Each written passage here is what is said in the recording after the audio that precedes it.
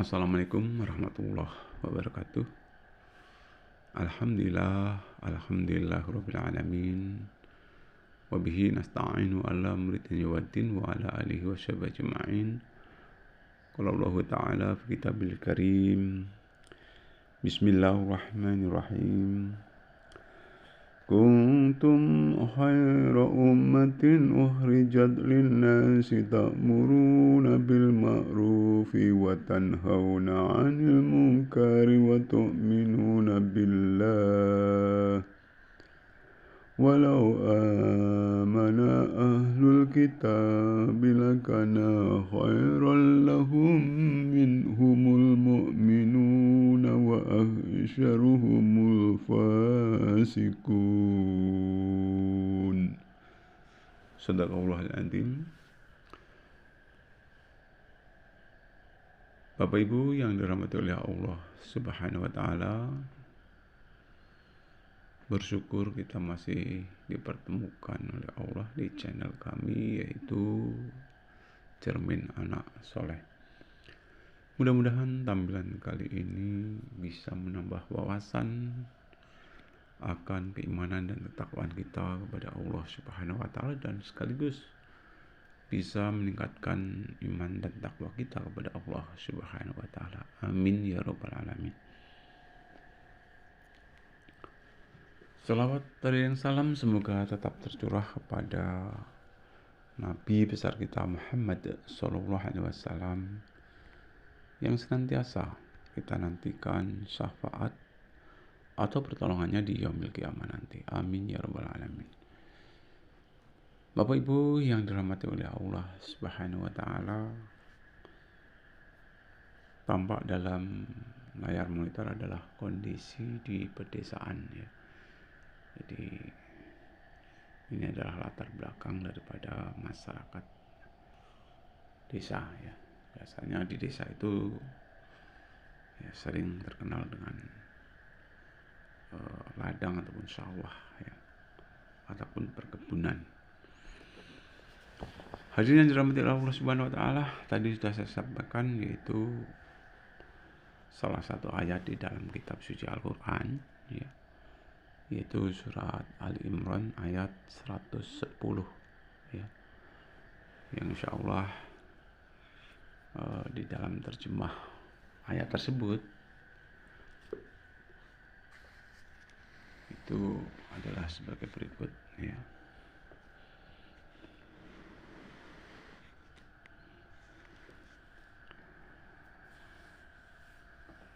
Adalah kamu sebaik-baik umat yang dilahirkan bagi manusia, supaya kamu menyuruh dengan ma'ruf dan melarang dari yang mungkar, serta beriman kepada Allah. Kalau berimanlah ahli kitab, niscaya lebih baik bagi mereka. Tetapi setengah mereka beriman dan kebanyakan mereka fasik. Bapak Ibu yang dirahmati oleh Allah Subhanahu wa taala, kita ini kalau bertitik tolak dari ayat tersebut termasuk sebaik-baik umat ya. Sebaik-baik umat, sebaik-baik makhluk ya, yang dilahirkan di muka bumi ini ya. Dan diharapkan kita hendaknya mengajak kepada hal yang baik atau ma'ruf, dan tentunya mengajak hal melarang dari yang mungkar.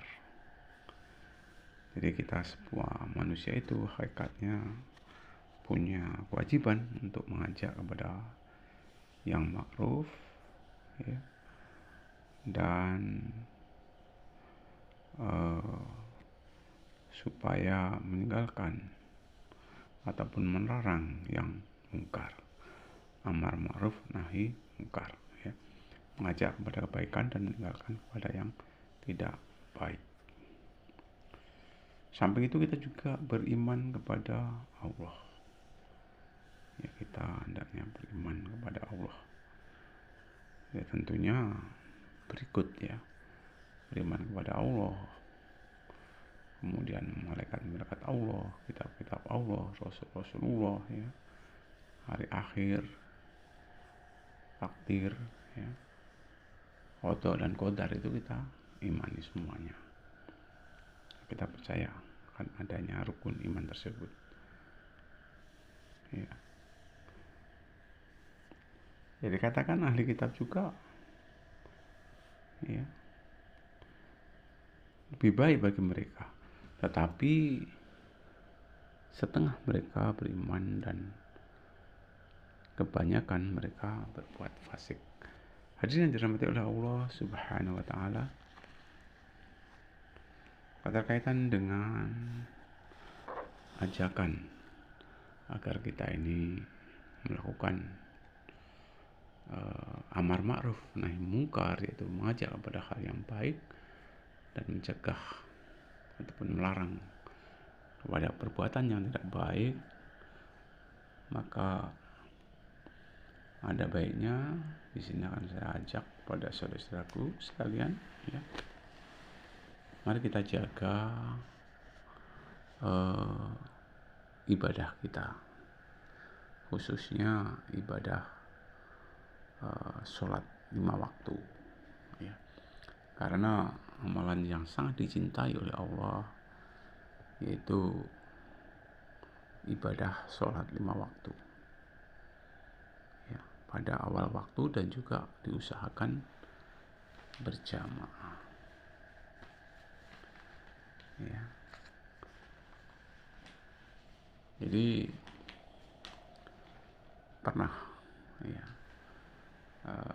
seorang sahabat bertanya, "Ya Rasul, ibadah apakah yang paling dicintai oleh Allah?" Rasulullah menjawab, ibadah yang paling dicintai oleh Rasulullah adalah mengerjakan sholat 5 waktu, ya, ataupun mengerjakan sholat pada awal waktu, ya, dan berusaha untuk berjamaah.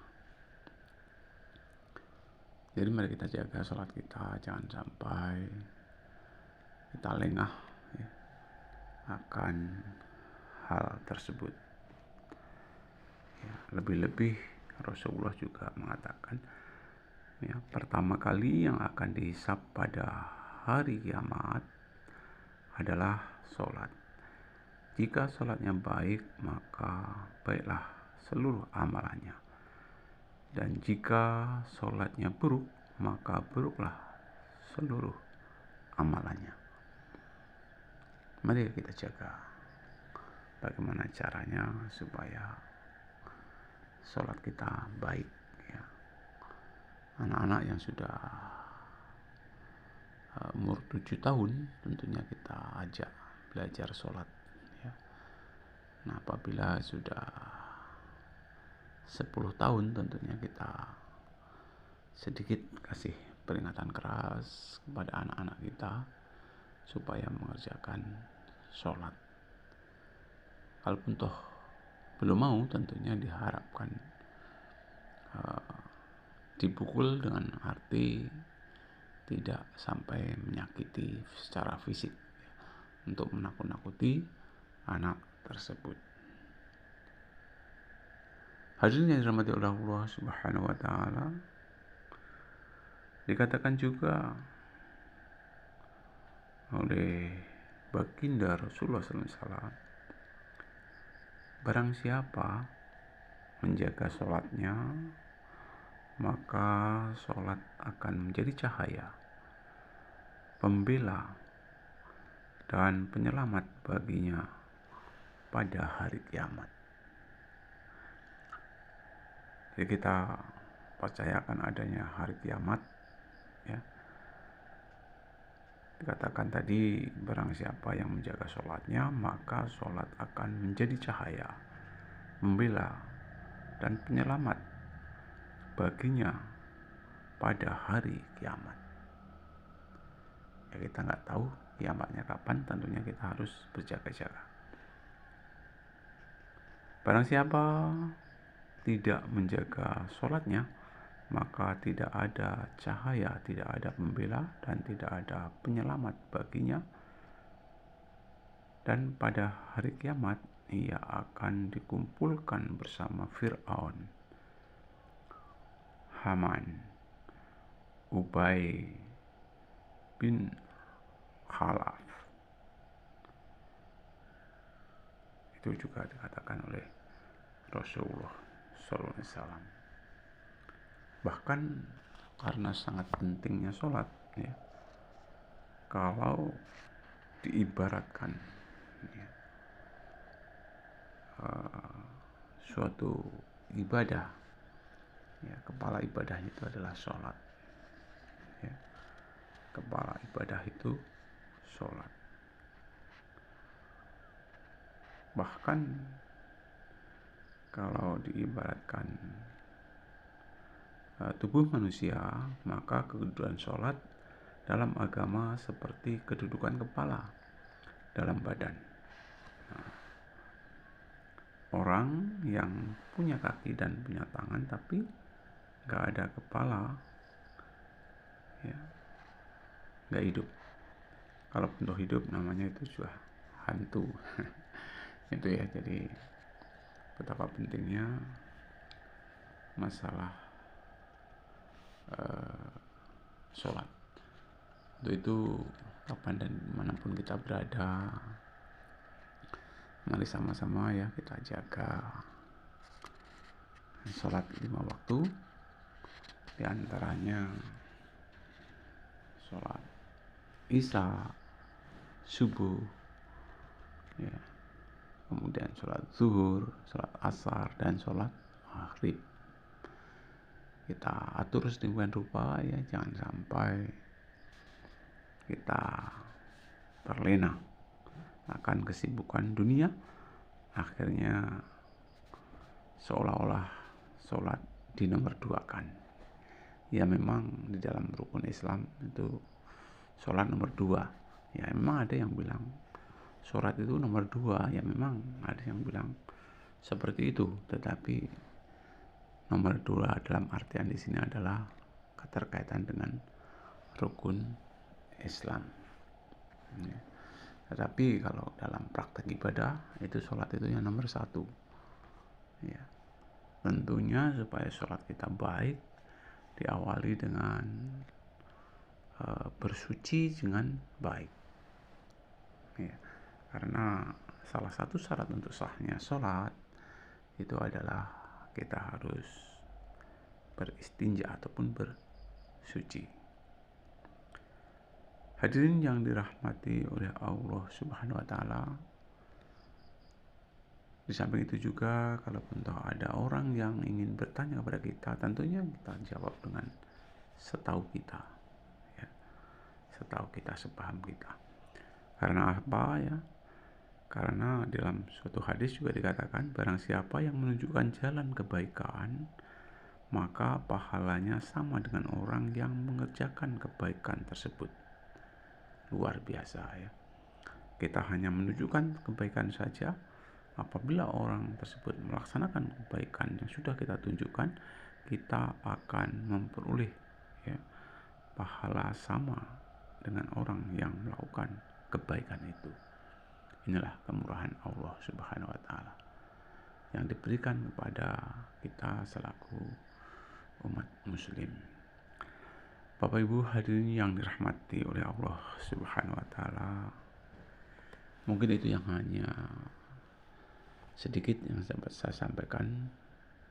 Kalaupun ada salah, saya mohon maaf yang sebesar-besarnya. Saya ucapkan astagfirullahaladzim. Mudah-mudahan kita semua diberi kemudahan untuk amalkan ibadah sholat 5 waktu khususnya ya, hingga akhir hayat kita. Amin amin amin ya rabbal alamin. Sekian saya akhiri. Assalamualaikum warahmatullahi wabarakatuh.